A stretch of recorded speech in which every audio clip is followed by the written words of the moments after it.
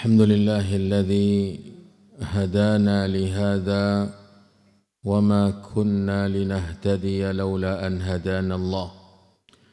أشهد أن لا إله إلا الله وحده لا شريك له وأشهد أن محمدا عبده ورسوله صلى الله وسلم عليه وعلى آله وأصحابه ومن تبعهم بإحسان إلى يوم الدين وسلم تسليما كثيرا. اللهم لا علم لنا إلا ما علمتنا وعلمنا ما ينفعنا وزدنا علما إنك أنت العليم الحكيم. اللهم إنا نسألك علما نافعا ورزقا طيبا وعملا متقبلا يا حي يا قيوم برحمتك نستغيث أصلح لنا شأننا كله ولا تكلنا إلى أنفسنا طرفة عين. Amma ba'du, kaum muslimin, kaum muslimat, jemaah subuh yang semoga senantiasa dirahmati dan dimuliakan, diridhai dan dilindungi Allah Subhanahu wa taala. Kita kembali mengawali pekan ini di hari Senin dengan melanjutkan pelajaran kita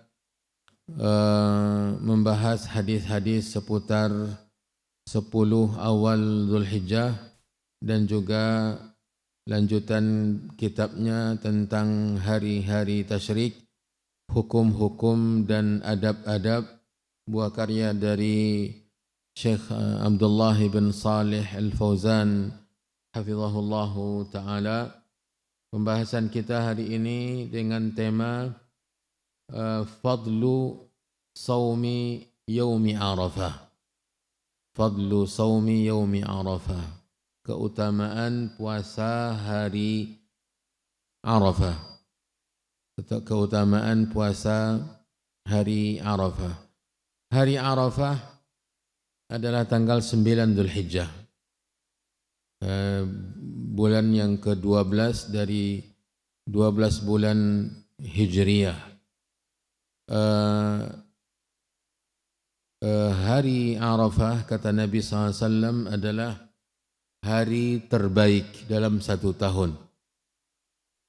10 hari terbaik dalam satu tahun adalah 10 awal Dzulhijjah, dan hari yang terbaik dari yang 10 tersebut adalah hari Arafah. Nabi SAW bersabda, khairu yaumin tala'at fihi syamsu yaumu Arafah. Sebaik-baik hari adalah hari Arafah. Kemudian hadis yang sudah kita pelajari tentang 10 awal Dzulhijjah, ma min ayyamin al-amalu salihu fihinna ahabbu ila Allah min hadhihi al-ayyami ya'ni al-ashr. Tidak ada hari yang amal saleh di dalamnya lebih dicintai oleh Allah Jalla wa Ala lebih dari 10 hari, yaitu 10 awal Dzulhijjah.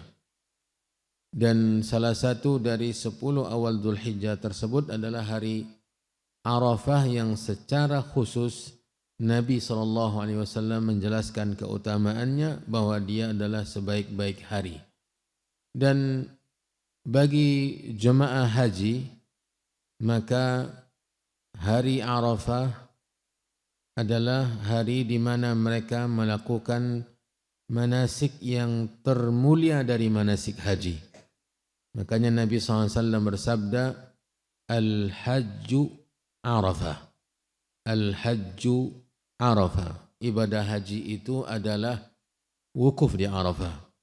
Menunjukkan bahwa wukuf di Arafah adalah manasik haji yang termulia. Karena uslub yang seperti ini yang diungkapkan oleh Nabi, maksudnya adalah menegaskan bahwa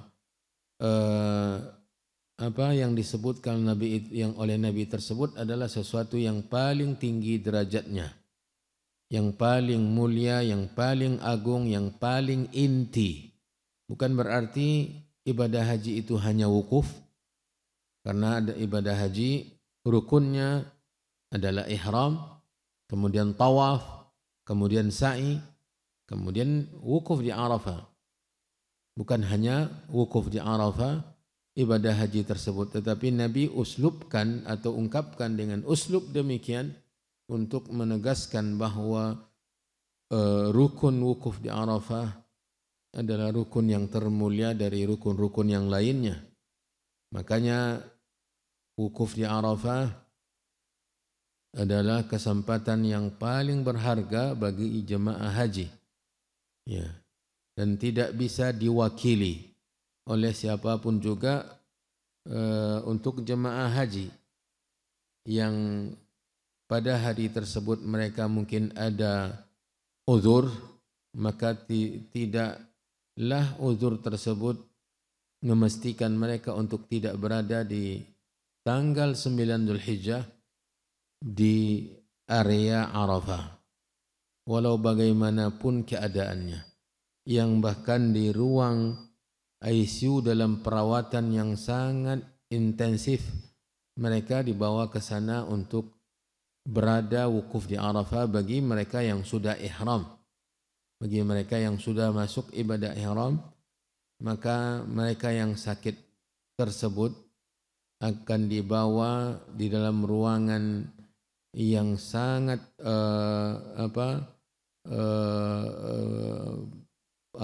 lengkap dengan peralatan kedokterannya untuk berada di hari atau di waktu wukuf di Arafah, di padang Arafah atau di Arafah itu sendiri.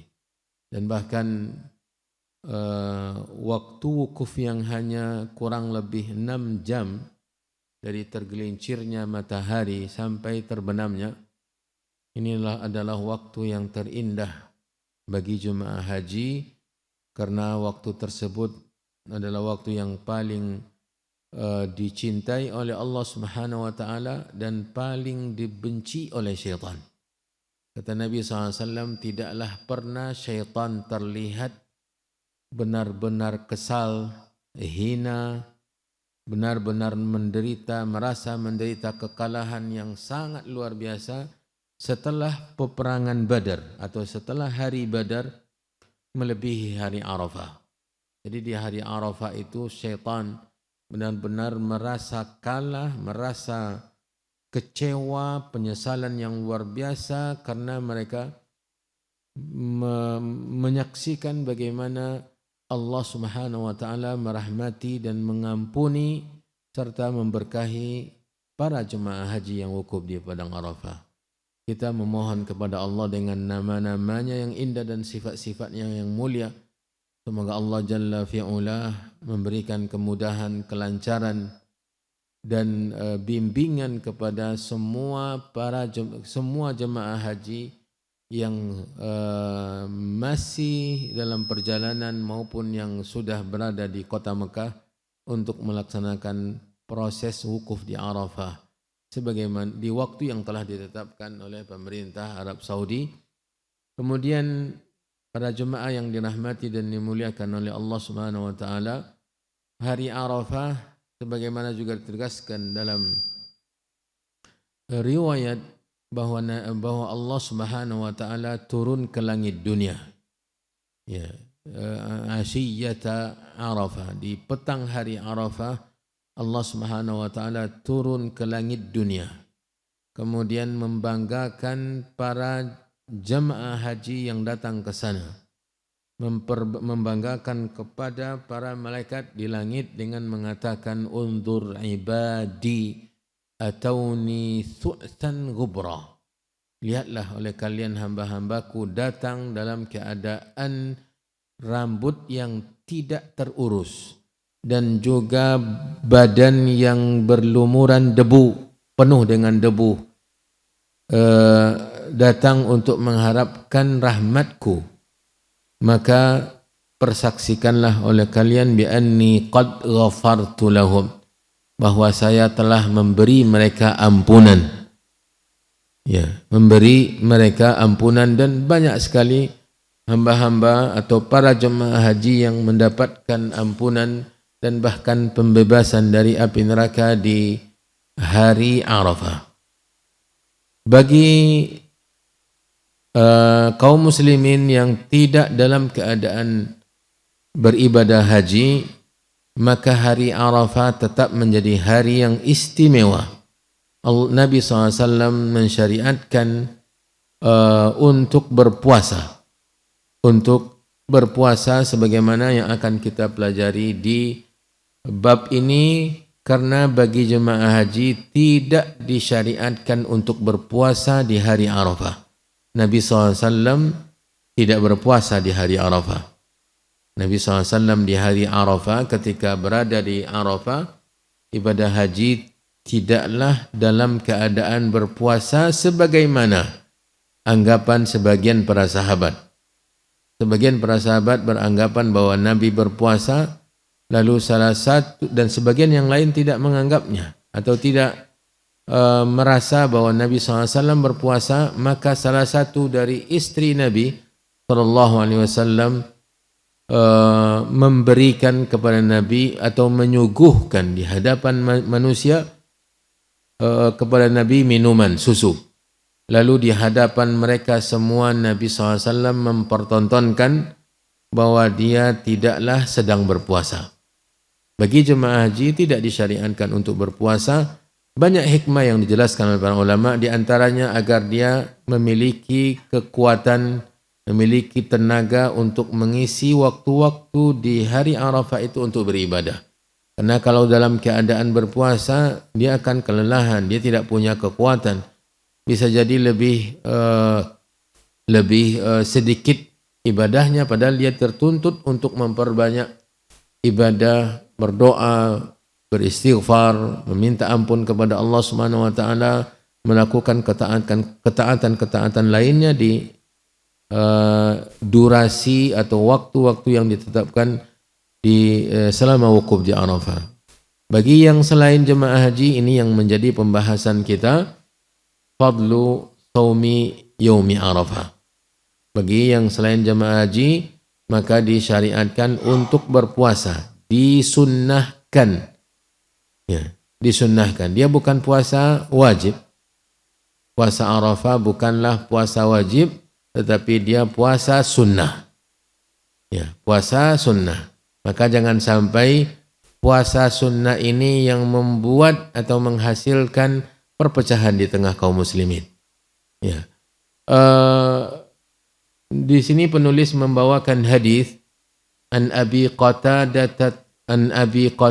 al-Ansari radhiyallahu anhu anna Rasulullah sallallahu alaihi wasallam su'ila an shaumi yaumi Arafah faqala yukaffiru as-sanata al-madiyata wal baqiyata. Akhrajahu Muslim. Abu Qatadah al-Ansari radhiyallahu anhu bercerita bahwa Nabi ditanya tentang puasa hari Arafah, satu hari saja. Ya. Tentang puasa hari Arafah, maksudnya pertanyaan tentang keutamaannya, tentang kemuliaannya, tentang banyaknya pahala puasa satu hari di hari Arafah ini. Maka Nabi SAW menjawab, yukaffirus sanatal madiyah. Puasa ini menghapus dosa-dosa satu tahun sebelum atau satu tahun yang berlalu. As-sanatal madiyah, satu tahun yang berlalu. Kemudian wal baqiyah, dan satu tahun yang akan datang. Yang tersisa, maksudnya yang akan datang. Dalam riwayat yang lain, ahtasibu 'ala Allah an yukaffara as-sanata allati qablaha was-sanata allati ba'daha. Saya berharap atas Allah Subhanahu wa taala untuk mengampuni dengan puasa satu hari di hari Arafah dosa satu tahun sebelumnya, sebelum sehari Arafah, dan satu tahun setelahnya, yaitu sampai hari Arafah berikutnya.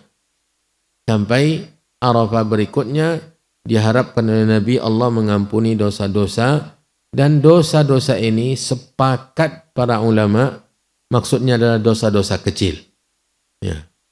Sepakat para ulama bahwa yang dimaksud dengan keutamaan puasa hari Arafah mengampuni dosa-dosa 1 tahun sebelum dan 1 tahun setelah adalah dosa-dosa kecil. Karena dalam sebagian riwayat Nabi menjelaskan idza jtunibatil kabair, bila dijauhi dosa-dosa besar. Ya. Dan ini bukan menurunkan semangat kita untuk berpuasa bila kita tahu ternyata yang diampuni dosa-dosa kecil saja. Dosa-dosa kecil kita bukan sedikit.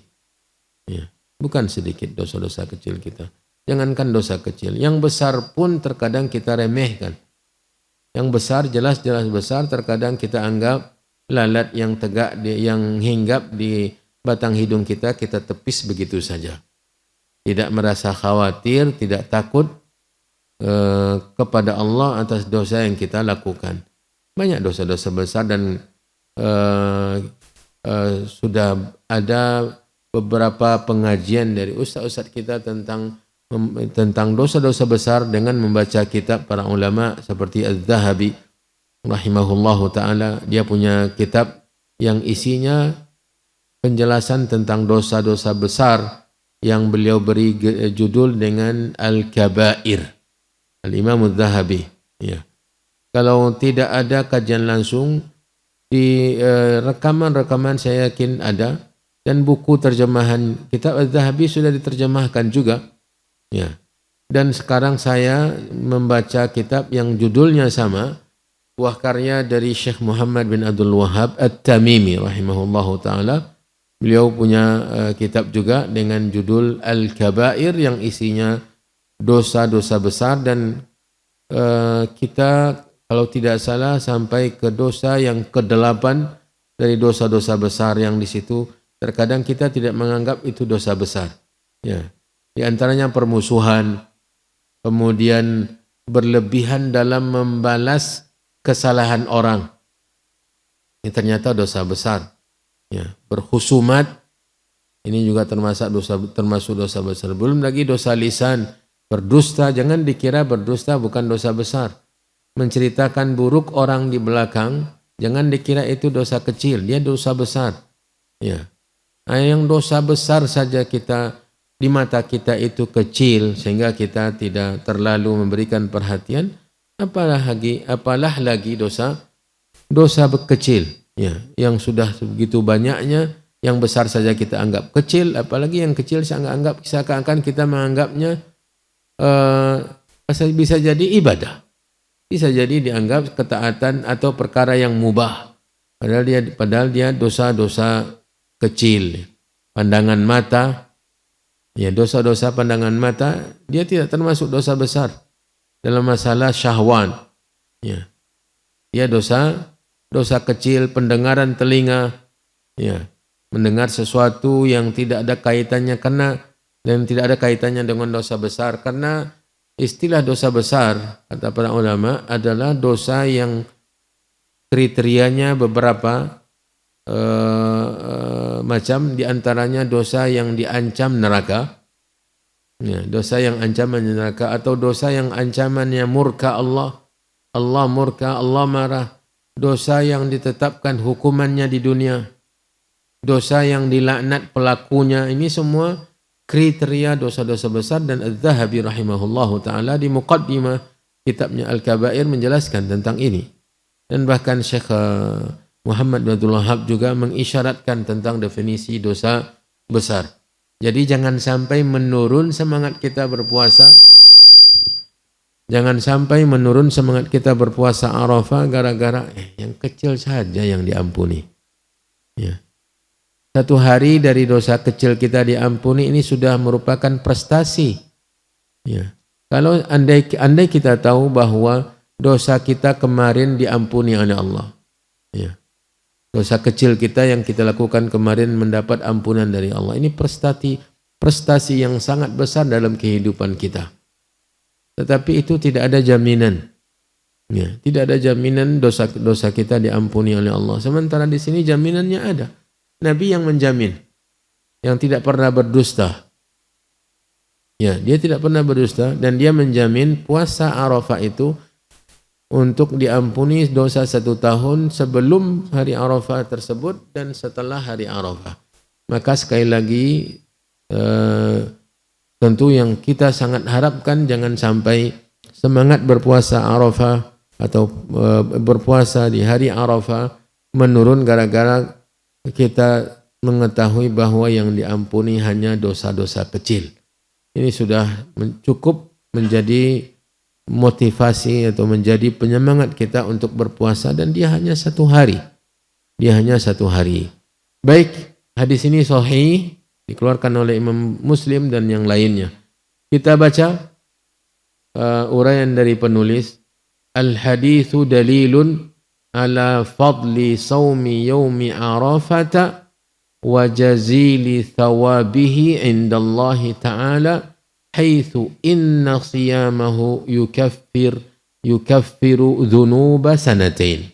Hadis ini menunjukkan bahwa menunjukkan keutamaan puasa hari Arafah 1 hari dan besarnya pahala puasa tersebut di sisi Allah, di mana puasa 1 hari ini menghapus dosa-dosa 2 tahun. Menghapus dosa-dosa 2 tahun, yaitu dosa-dosa kecil. Kemudian, wa inna ma yustahabbu siyamu yaumi arafati li ahlil amsar. Sesungguhnya mustahabnya puasa Arafah ini bagi orang-orang di berbagai negeri selain dari yang di Arafah yang sedang haji. Ammal hajju fala yusannu lahu siyamuhu. Adapun jemaah haji maka tidak disunnahkan berpuasa hari Arafah, bal yuftiru ta'assiyan bin Nabi sallallahu alaihi wasallam. Justru dia lebih utama berbuka atau tidak berpuasa mencontoh dan meniru Nabi alaihi salatu wassalam sebagaimana yang telah kita jelaskan tadi. Fa'alal muslim al-muqimi, ya, maka menjadi kemestian atau sangat ditekankan kepada seorang muslim yang sedang tidak bersafar, ya, al-muqim, sedang tidak ada safar, ayyahrisa ala siyami hadzal yaumil azim, untuk tetap semangat puasa hari yang mulia ini, igtinaman lil ajri, untuk mendapat kesempatan pahala yang besar, untuk mendapat kesempatan memperoleh pahala yang besar.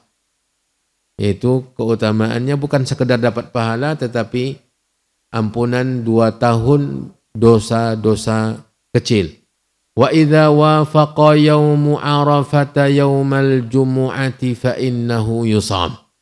Andai hari Arafah ini berketepatan jatuh pada hari Jumat, maka tetap juga puasa.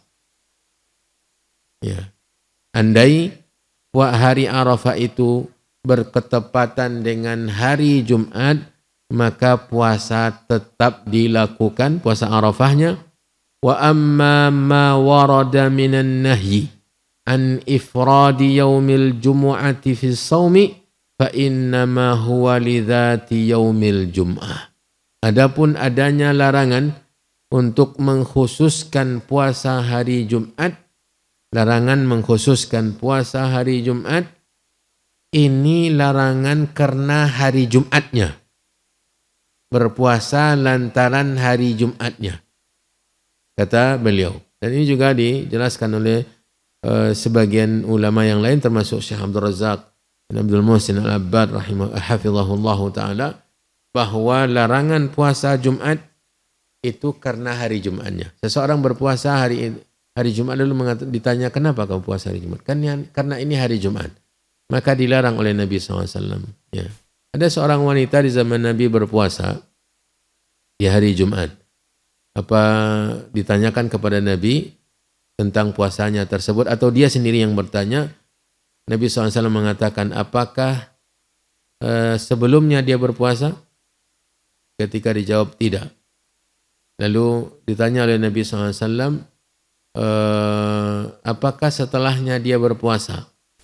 Ya, maksudnya Kamisnya dia sudah berpuasa sehingga Jumat dia juga berpuasa, atau Kamisnya dia tidak berpuasa. Kemudian ditanya oleh Nabi, apakah Sabtunya dia berpuasa? Maka hadis ini dijadikan landasan oleh para ulama bahwa bila puasa Jumat tersebut ditambahkan dengan satu harinya yang sebelum atau satu hari setelah, berarti tidak mengkhususkan. Ya, tidak mengkhususkan, dan ini juga termasuk larangan mengkhususkan puasa di hari Jumat saja, dan ini tidak berlaku bila hari Jumat itu jatuh pada hari Arafah atau hari Ashura di bulan Muharram. Maka tetap berpuasa, karena puasa di hari itu bukan karena Jumatnya, tetapi karena hari Arafahnya dan juga karena hari Ashuranya.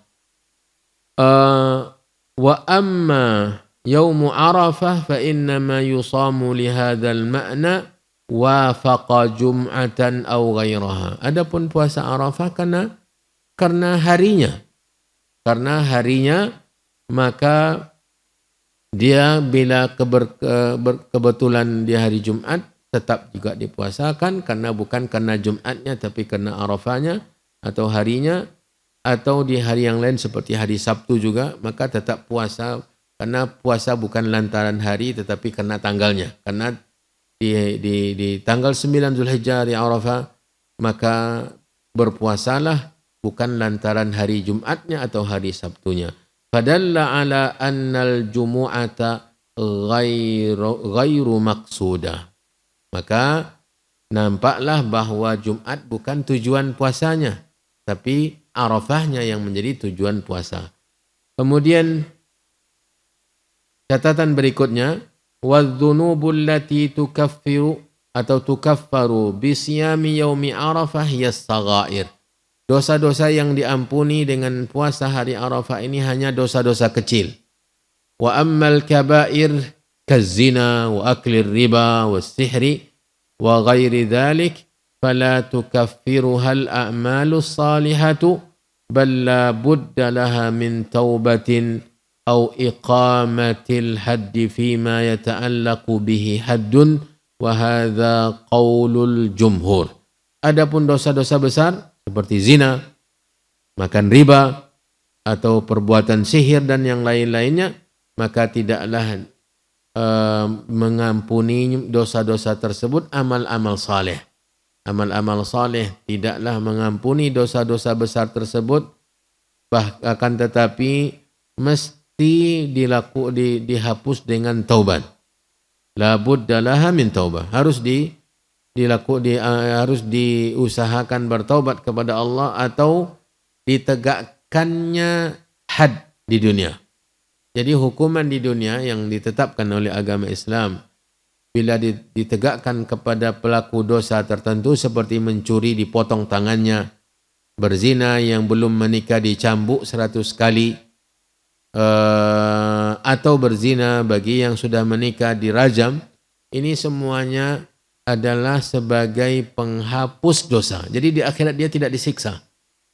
Di akhirat tidak disiksa lagi, dan bahkan pendapat yang kuat dari dua pendapat para ulama bahwa had di dunia itu dia statusnya dua, jabirun wa kasir. Jabirun sebagai sebagai penutup dari dosanya atau kekurangannya ditutup oleh hukuman ini. Kemudian kasir sebagai pemberian efek jerah. Ya. Jadi itu status hukum yang ditetapkan di dunia sebagai penghapus dosa dan juga sebagai pemberi efek jerah kepada pelaku dosa tersebut. Maka dosa-dosa besar tidak diampuni dengan sekedar melakukan amal-amal saleh. Ini pendapat jumhur ulama, karena dengan adanya riwayat-riwayat yang ditambahkan, ya, seperti yang tadi kita bacakan, termasuk salat 5 waktu, ya, puasa Ramadan ke Ramadan berikutnya, dan Jumat ke Jumat berikutnya, itu mukaffiratun lima bainahunna, menjadi penghapus dosa di antaranya, idzaj tunibatil kabair, bila dijauhi dosa-dosa besar. Berarti memang dikecualikan oleh Nabi, walaupun sebagian para ulama mengumumkan bahwa dosa yang dimaksud adalah dosa semuanya, yang kecil maupun yang besar, tetapi pendapat jumhur adalah hanya dosa-dosa kecil saja berdasarkan sebagian riwayat yang tadi telah kita bacakan.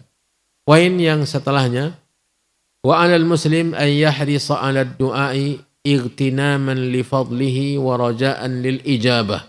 Fa inna du'a as-sha'imil mustajabun wa idza da'a 'indal iftari fama aqrabal ijabatu wa ma ahral qabul. Fama aqrabal ijabati atau ijabatu wa ma ahral qabul. Bagi seorang muslim di hari Arafah hendaklah menambah semangat untuk banyak berdoa. Di hari Arafah perbanyak berdoa. Yang pertama, mempergunakan waktu atau hari yang mulia dalam satu tahun. Yang kedua, berharap doa tersebut diterima dan dikabulkan oleh Allah Subhanahu wa taala, karena di hari yang mulia momentumnya sangat indah. Maka perbanyak berdoa sebagaimana kata Nabi SAW, khairu du'ain du'a'u yaumi arafata, sebaik-baik doa adalah berdoa di hari Arafah.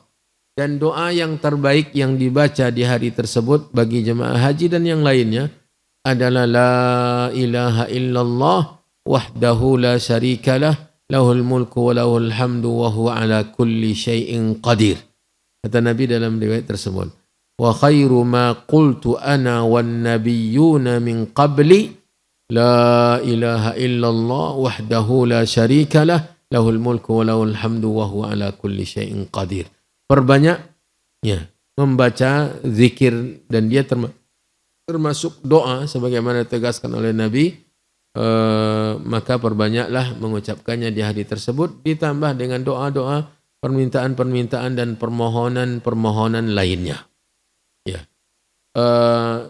Apalagi bila berdoa tersebut saat berpuasa, maka doa orang yang berpuasa mustajab.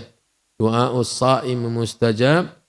Apalagi ketika hendak berbuka, tentu lebih diharapkan sangat mudah untuk diijabah oleh Allah Jalla fi'ula. Hari yang mulia, kemudian berpuasa, kemudian hendak berbuka.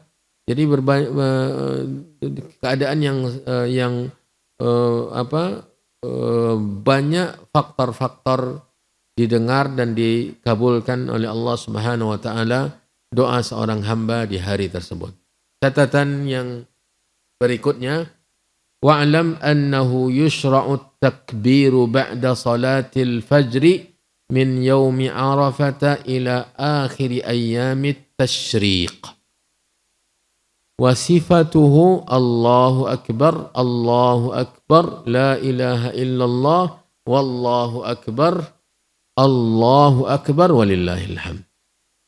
Ketahuilah bahwa disyariatkan bertakbir mulai dari setelah salat subuh di hari Arafah tanggal 9. Mulai setelah salat subuh sudah mulai takbir muqayyad. Sudah mulai takbir muqayyad. Setelah selesai salat subuh untuk bertakbir sampai akhir hari tasyrik. Sampai akhir hari tasyrik. Adapun takbir yang mutlak semenjak masuk Zulhijjah sudah bertakbir. Di kapanpun, dan tidak ada kaitannya dengan ibadah salat.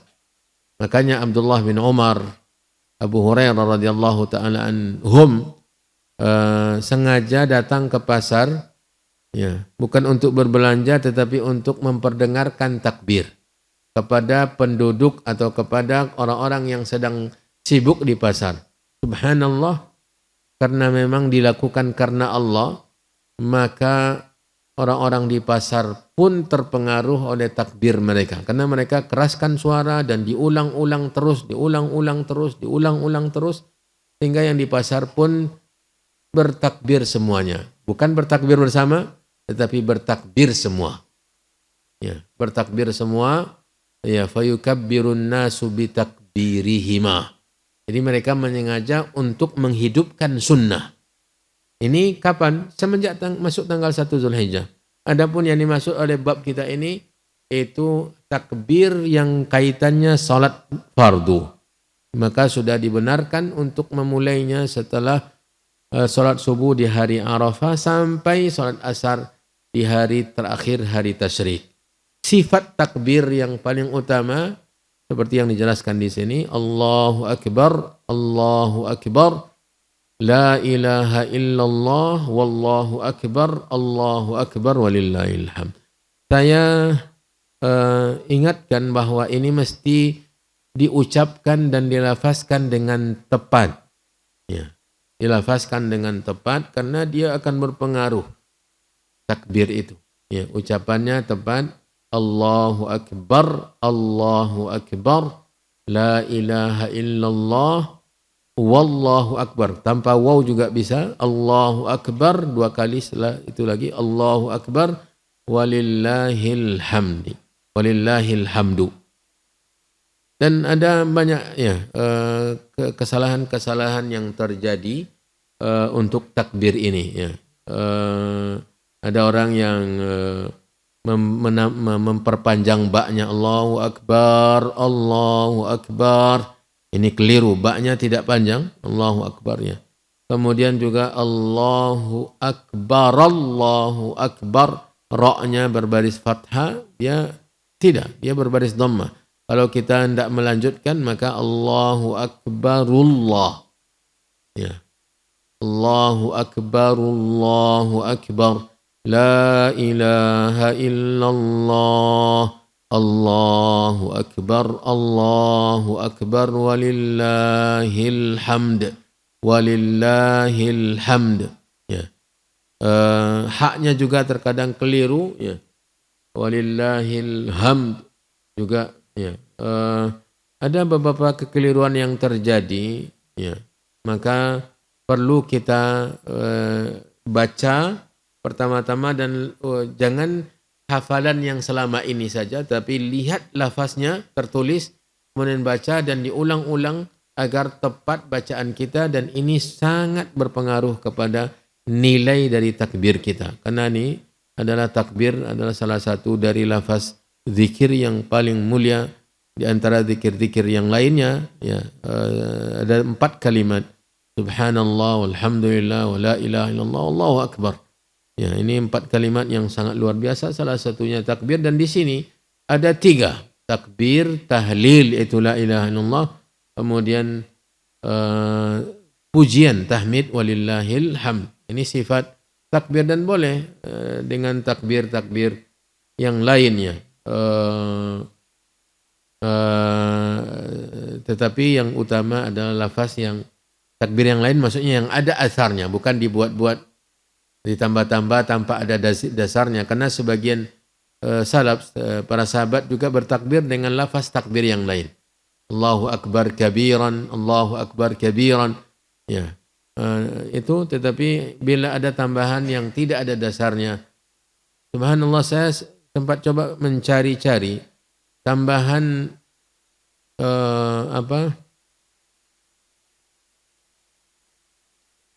ya, wa subhanallah bukratan wa asila, la ilaha illallah wahdah, sadaqa wa'dah, wa nasara abdah, wa a'azza jundahu, wa hazamal ahzaba wahdah. Dalam lafaz takbir di hari raya, tak tahu saya di mana letaknya. Ya, saya coba untuk mencari lafaz, karena ini takbir tentu yang sudah dibaca sebelumnya, dan bukan karena terasa indah lalu kita buatkan tambahan-tambahan. Mungkin yang mendengar ucapan saya ini dan tahu dalilnya, silakan dikasih tahu referensi dan rujukannya, karena kita tidak mengklaim bahwa itu adalah sebuah kekeliruan. Bisa jadi mereka ada dasarnya, ada tambahan dalam sebagian riwayat, sementara kita sudah mencoba mencari-cari, dan sangat mudah mencari sekarang karena program-program untuk mencari hadis itu sudah sangat mudah. Tidak perlu kita bolak-balik kitab lagi. Ya, kalau ada orang buka kitab ini bolak-balik lagi cari, buka kitab itu, kitab hadis yang sekian banyaknya, tinggal diklik saja lafaz takbir atau takbir di hari raya, maka akan keluar dengan berbagai lafaz yang dibaca oleh para sahabat. Ya, pasti sudah sangat mudah untuk mencarinya. Bila ada yang tahu, ada dasarnya, maka kita meminta untuk memberikan faedah. Ya. Catatan yang lain, qila li Ahmad rahimahullah, ditanyakan Imam Ahmad rahimahullah, bi ayyi hadithin tadhhabu ila anna takbir min salatil fajri yawma Arafah ila akhir ayyamit tasyrik. Imam Ahmad ditanya, karena ini pendapat beliau. Beliau berpendapat bahwa mulai takbir muqayyad yang kaitannya dengan salat, setelah salat itu semenjak salat subuh di hari Arafah. Apa dalilnya? Ya. Sampai terakhir hari tasyrik. Kata beliau, qala bil ijma'. Kata beliau, dalil saya adalah ijma', yaitu Umar ibn Khattab yang berpendapat demikian, Ali bin Abi Talib, Ibnu Abbas, dan Ibnu Mas'ud radhiyallahu taala anhum. Inilah dalil atau landasan Imam Ahmad berpendapat mulai. Kalau kita kan umumnya mungkin saja ini pendapat jumhur ulama bahwa mulai dari salat subuh hari raya. Ya. Tetapi ternyata ini pendapat sebelumnya, sebelum salat subuh hari raya sudah dimulai. Tapi ini hanya sebatas hal yang sunnah. Yang sunnah. Kalaupun kita memulainya salat subuh di hari raya juga tidak ada masalah. Ya, ini hanya perbedaan pendapat saja. Wallahu taala waliyut taufiq. Kemudian berikutnya, wa an Abdullah bin Umar radhiyallahu anhuma qala ghadawna ma'a Rasulullah sallam min Mina ila Arafat minnal mulabbi wa minnal mukabbir. Akhrajahu Muslim wa misluhu warada an Anas radhiyallahu anhu muttafaqun alaih. Ada tambahannya sebagai dasar juga, cuma saya rasa ini tidak menjadi dalil yang pendapat tadi dimulai dari hari Arafah. Karena di sini Abdullah bin Umar bercerita tentang jamaah haji yang memang kita praktekkan ini. Kita berangkat dari Mina tanggal 9 itu, setelah selesai sholat subuh dan terbit matahari, kita mulai berangsur-angsur mengarah menuju Arafah.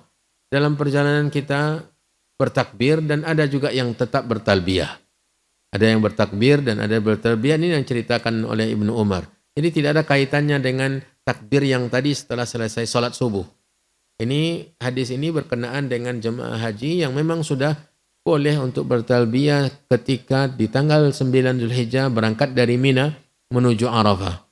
Yang mungkin berada di Arafah, pada umumnya jemaah haji kita, di tanggal 9 itu pagi mereka sudah di sana. Karena semenjak malamnya mereka sudah di sana, maka dari hari Arafah setelah subuh mereka sudah mulai boleh bertakbir, bertahlil, bertalbiyah, tetap bertalbiyah dan sudah mulai boleh bertakbir di hari Arafah.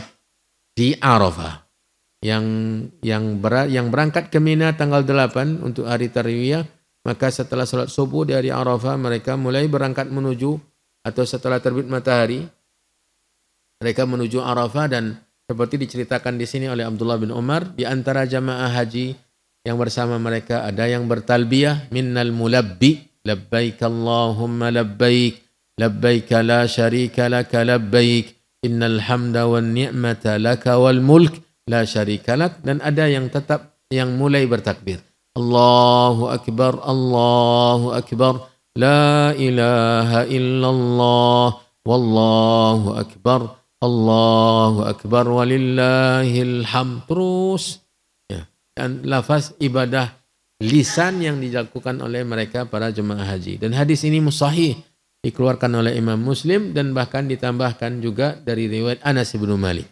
Bukan hanya Abdullah bin Umar, Anas juga meriwayatkan hadis yang sama, dan hadis Anas ini dikeluarkan oleh Bukhari Muslim.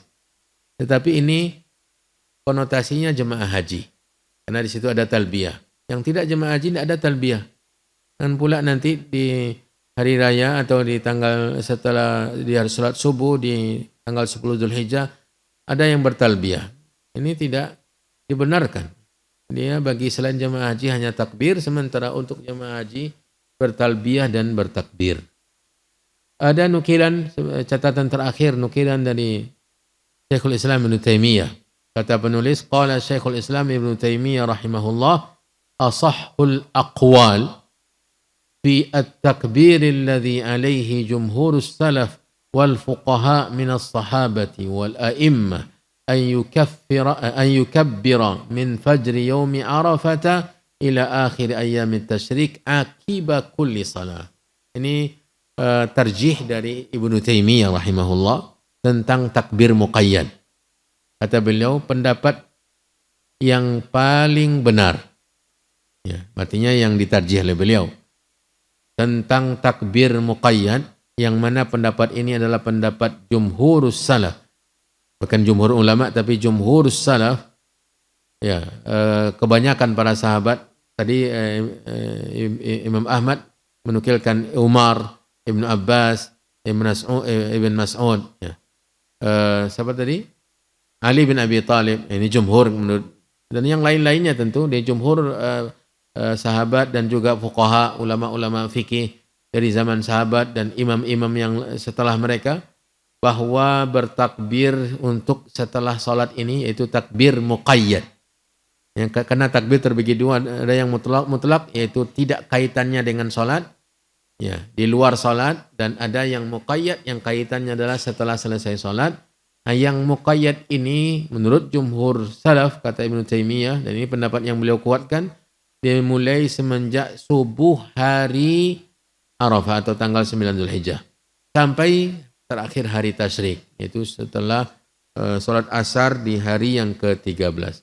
Selesai beberapa catatan terkait dengan hari Arafah, kemudian penulis menutup pembahasan ini juga dengan doa, Allahumma ya akramal akramin wa arhamar rahimin. Ya Allah, ini tawassul ya, dengan memanggil Allah dengan nama-namanya yang luar biasa, yang indah. Ya Allah, zat yang maha mulia, akramal akramin, dan yang maha pengasih, arhamar rahimin, nas'aluka an tarzuqanal khulda fi jannatik. Kami memohon kepadamu untuk memberikan kami rezeki keabadian di surgamu. Wa an tuhilla alaina fiha ridwanak. Dan kami mohon engkau berikan kepada kami di dalam surga itu keridhaanmu. Wa an tarzuqana ladzatan nadhari ila wajhikal karim. Kami memohon engkau berikan kami rezeki lezatnya memandang wajahmu yang mulia. Kemudian beliau tutup dengan salawat, wa sallallahu wasallam ala nabiyyina Muhammad. Ya, semoga salawat dan salam Allah diberikan kepada Nabi Muhammad SAW. Selesai kita tentang permasalahan puasa Arafah. Tinggal tambahan dari saya tentang perbedaan, ya, hari wukuf dengan keputusan pemerintah yang sebagaimana terjadi zaman sekarang dan terjadi di tahun sekarang ini dan juga tahun-tahun yang lalu-lalu, ya. Dan perbedaan ini sudah lama. Ini perbedaan pendapat yang mu'tabar, yang kita harapkan tidak ada yang bertengkar. Ya, tidak ada yang bertengkar. Jangan sampai perbedaan lantaran hanya puasa sunnah yang satu hari itu kaum muslimin pecah-pecah. Ya, saling musuh-musuhan, ya. Saling tuduh menuduh, saling sesat menyesatkan, ya. Ini perbedaan yang mu'tabar karena dari awal sudah terjadi perbedaan matla, perbedaan pendapat apakah dalam menetapkan masuknya bulan Hijriah ini ditetapkan dengan satu matla saja, yaitu satu terbitnya bulan, tempat terbitnya bulan, sehingga semua harus sama tanpa terkecuali, atau justru adalah ikhtilaful matali', berbeda tempat terbitnya anak bulan berbeda dengan berbedanya tempat. Dan yang kuat dari pendapat para ulama yang kedua, yaitu perbedaan tempat terbitnya bulan, dan seperti terjadi di mana-mana semenjak zaman sahabat Nabi SAW. Abdullah bin Abbas tidak mengambil atau tidak berpatokan dengan ru'yahnya Ahlus Syam. Orang Ahlus Syam sudah berpuasa, mereka belum karena belum melihat. Ya, Abdullah bin Abbas radhiyallahu taala anhuma Ya, tidak ikut berpuasa dengan di sana, padahal ketika itu pemerintahan berada di sana. Ya. Karena di Madinah tidak ada melihat, maka dia tidak berpuasa. Ya, jadi perbedaan ini sudah semenjak lama. Dan ini pendapat yang kuat, yaitu yang sekarang berpendapat tentang mesti puasa wukuf juga berpendapat demikian. Berbedanya matlak. Sebagaimana di masuknya bulan Ramadan, ya mereka berpendapat bersama pemerintah, ya berpuasa ketika pemerintah menetapkan puasa. Hari raya ketika pemerintah menetapkan berhari raya. Ya. Ini pendapat yang notabene-nya berawal dari perbedaan tempat terbitnya anak bulan tersebut. Tidak sama satu tempat dengan tempat yang lain. Ya. Kemudian yang kedua tentang ini juga berbeda pendapat para ulama. Kalau kita runut pendapat-pendapatnya, jangan kita tinggalkan ustaz-ustaz di Indonesia ini. Ustaz di mana-mana yang lebih besar dan lebih luas ilmunya, mereka berbeda pendapat. Ya, berbeda pendapat. Ya, tentang apakah mesti puasa Arafah itu dengan kaitannya wukuf di Arafah atau patokannya adalah penetapan masuknya bulan 1 Zulhijjah di berbagai negara. Sehingga di tanggal 9-nya mereka berpuasa karena hari Arafah itu ada tanggal 9, tidak mungkin tanggal 8. Ya. Hari Arafah itu tanggal 9 dan bukan tanggal 8. Jadi ini perbedaan pendapat yang sudah banyak. Dan kita juga di sini mendengarkan berbagai mana versi pendapat para ustadz yang menyampaikan yang semuanya berpatokan kepada sunnah, mengajak manusia kepada sunnah Nabi SAW. Maka yang cenderung untuk berpuasa mengaitkan dengan wukuf, yang dahulu tidak ada kita ketahui wukuf atau tidaknya orang di sana. Karena belum ada telepon, belum ada sarana komunikasi yang begitu canggih. Orang di pelosok dunia tidak tahu apakah jemaah haji sudah wukuf atau tidak. Patokannya adalah kapan masuk Zulhijjah dan tanggal 9 mereka puasa. Tanggal 9 mereka puasa. Zaman sekarang ini saja mudah untuk menetapkan. Jangankan menetapkan hari wukuf. Sedang wukuf saja jemaah haji tahu. Ya. Mereka selfian berada di Barrahmah, ini saya sedang wukuf. Tahu kita sekarang ini. Ya. Begitu cepatnya, canggihnya. Jadi maka silahkan mengikuti pendapat yang kita cenderung kepadanya, dan para ulama juga berbeda pendapat. Tetapi tadi malam kita sama saling memurajaah ilmu bersama sebagian ustadz, dan salah satu dari ciri khas Ahlus Sunnah adalah menjaga persatuan. Ya. Ketamakan dan upaya mereka untuk menjaga persatuan di tengah-tengah kaum muslimin sampai masalah beribadah saja. Makanya di antara prinsip Ahlus Sunnah bersama pemerintah dalam berjihad, dalam melakukan hari raya, ini dalam prinsip-prinsip Ahlussunnah yang dibahas di kitab Aqidah. Ya, bersama pemerintah dalam menetapkan dalam sholat Jumat, kemudian berjihad di jalan Allah di bawah kepemimpinan mereka, kemudian menetapkan hari raya. Ya, itu salah satu sebab persatuan. Ya. Sebab persatuan. Dan kemudian kaidah yang dijelaskan para ulama bahwa keputusan pemerintah itu memutuskan perbedaan. Jadi ketika sudah diputuskan oleh pemerintah dalam masalah ini, maka tidak ada lagi perbedaan. Ya. Tinggalkan perbedaan dan cari persatuan dengan apa yang diputuskan oleh pemerintah, dan ini lebih dekat kepada tuntunannya. Walaupun ada lagi pendapat yang lain, yang hari Arafah kan jemaah haji wukuf. Kalau seandainya di 1 tahun tidak ada haji, mungkin atau tidak ada haji, mungkin saja pandemi kemarin bisa jadi dibatalkan haji. Ya. Bisa jadi di 1 tahun tidak ada ibadah haji dan tidak ada yang wukuf. Tidak puasa kita?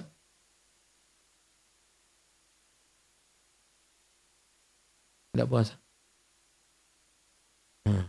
Itu dia. Ya, tetap puasa. Puasa Arafah tetap walau orang wukuf ataupun tidak wukuf. Ya. Walau orang wukuf ataupun tidak wukuf. Dan hari Arafah tanggal 9. Jadi dari bermula di sana maka perbedaannya masalah itu tadi. Yang kedua adalah tentang wukuf atau tidak, kaitannya dengan wukuf atau tidak. Kemudian perbedaan masuknya anak bulan. Ya, masuknya awal bulan. Karena sebagian mengatakan bahwa semuanya iktibar dengan berbedanya tempat terbit anak bulan kecuali Zulhijjah. Ini sebagian pendapat ulama mutaakhirin.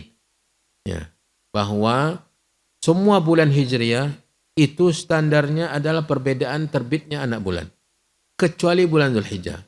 Kecuali bulan Zulhijjah ini harus mengacu kepada pemerintah Arab Saudi. Nah, pengecualian ini dari mana? Ya. Ada pendapat sekarang ini dan pengecualian itu tidak ada dan perlu, kata sebagian yang menelaah masalah ini, perlu dicari lagi landasannya. Dari mana pengecualiannya? Memang ada dinukilkan pendapat-pendapat, ya, fatwa-fatwa yang intinya adalah seperti di awal saya sampaikan, ini perbedaan pendapat yang semenjak lama. Ya, semenjak lama. Ya, yang memang ingin mencari pahala keutamaan dan mengikuti salah satu dari pendapat yang tadi kita sampaikan, silakan. Ya, yang penting puasa dan jangan sampai tidak puasa karena keutamaannya yang luar biasa sebagaimana yang telah kita pelajari. Siapa yang tidak mau dosa-dosanya diampuni oleh Allah Subhanahu wa taala selama 2 tahun. Semoga Allah Subhanahu wa taala memudahkan kita untuk berpuasa. Sekali lagi ya, bahwa puasa di awal 10 awal Zulhijjah atau 9 hari di awal Zulhijjah ini kan sunnah. Termasuk yang masuk kepada keumuman amal saleh yang sangat dicintai oleh Allah. Salah satunya puasa. Silakan berpuasa dari awal, termasuk tanggal 9 yang diperbincangkan tadi. Ya. Misalnya kalau di wukuf di Arafah tanggal hari Selasa di Arab Saudi sana, kalau kita hendak juga berpuasa hari itu dan ingin juga puasa besoknya, tidak ada masalah. Dan tidak ada masalah kita berpuasa di hari, tetapi dengan catatannya.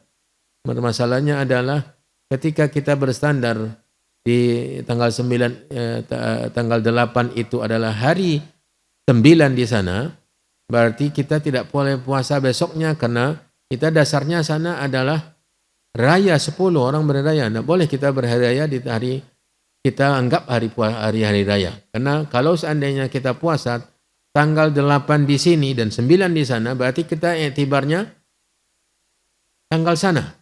Besoknya kita tidak boleh puasa. Ya. Karena hari raya. Ya, kenapa kita seakan-akan dengan puasa hari Selasa itu kita anggap hari tanggal 9. Besoknya berarti tanggal 10 dan hari raya. Sama sekali tidak dibenarkan berpuasa. Ya. Tetapi silakan mengambil pendapat yang kita anggap argumennya lebih kuat. Ya. Dan ini sudah lama. Yang perlu dihindarkan adalah iftiraq, berpecah-pecah. Yang perlu dihindari, menghormati pendapat yang lain, ini juga perlu ada. Ini adabul khilaf, adab dalam berbeda pendapat yang memang ada dasarnya, bukan muncul sekarang saja. Bukan munculnya sekarang saja, sudah ada semenjak lama. Semoga Allah Subhanahu wa taala menerima amal ibadah kita, mengampuni dosa-dosa kita. Wallahu ta'ala alam wa sallallahu wa sallam wa baraka wa an'am ala nabiyyina wa rasulina Muhammad wa ala alihi wa ashabihi wa man tabi'ahum bi ihsanin ila yaumiddin. Subhanakallahumma wa bihamdika asyhadu an la ilaha illa anta astaghfiruka wa atubu ilaik. Wassalamu alaikum warahmatullahi wabarakatuh.